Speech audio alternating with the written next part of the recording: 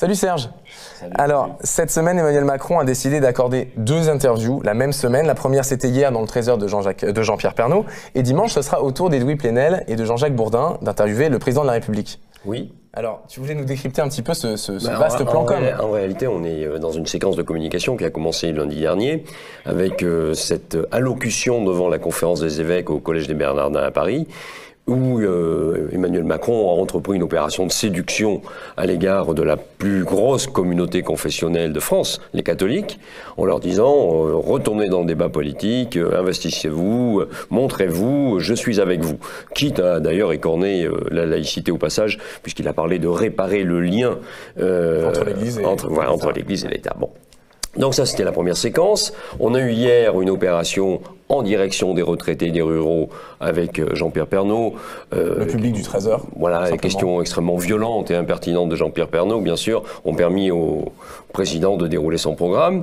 Et puis nous avons dimanche une opération à double détente avec d'un côté les commerçants et les artisans à travers la personne de Jean-Jacques Bourdin, et puis les profs et la fonction publique à travers Edoui Plenel, ce qui permettra en plus au président de la République de se situer au milieu entre les deux en disant bah, regardez, vous voyez, moi je suis entre les deux, en même temps, le fameux en même temps, cette fois-ci incarné médiatiquement. Et puis ça ne s'arrête pas là.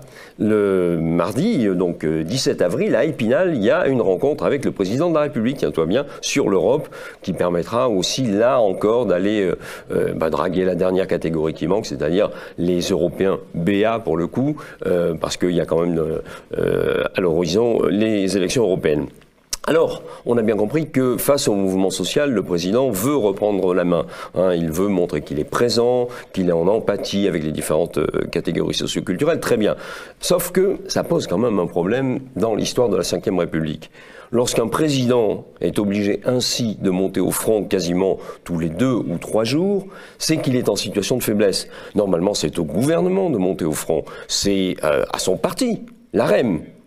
Or, le problème, c'est que l'AREM n'a aucune implantation locale, c'est une baudruche. Il n'y a pas d'élu intermédiaire capable d'appuyer et de relayer le discours du président. Ça peut être ministre aussi concerné par les différentes réformes. réformes. Mais le problème, c'est que les ministres en question, ils sont extrêmement clivants. Elisabeth Leborne, elle passe quand même mal. Et la ministre du Travail, Muriel Pénicaud, c'est également le même problème, c'est-à-dire des déclarations l'emporte-pièce qui braquent au lieu d'arrondir les angles. Donc, Emmanuel Macron est en train de faire le service après-vente lui-même, mais c'est une situation d'extrême vulnérabilité, d'extrême faiblesse, et cette omniprésence médiatique, eh bien, elle l'expose au mécontentement général.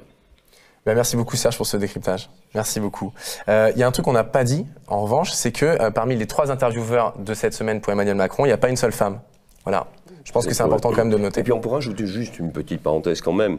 Il y avait quelque chose d'absolument ahurissant de parler d'une intervention en Syrie dans une classe, dans un établissement scolaire. Ça paraissait complètement déconnecté. C'est-à-dire que cette intervention militaire, nous le savons, il y a un vrai risque de déboucher sur une crise internationale.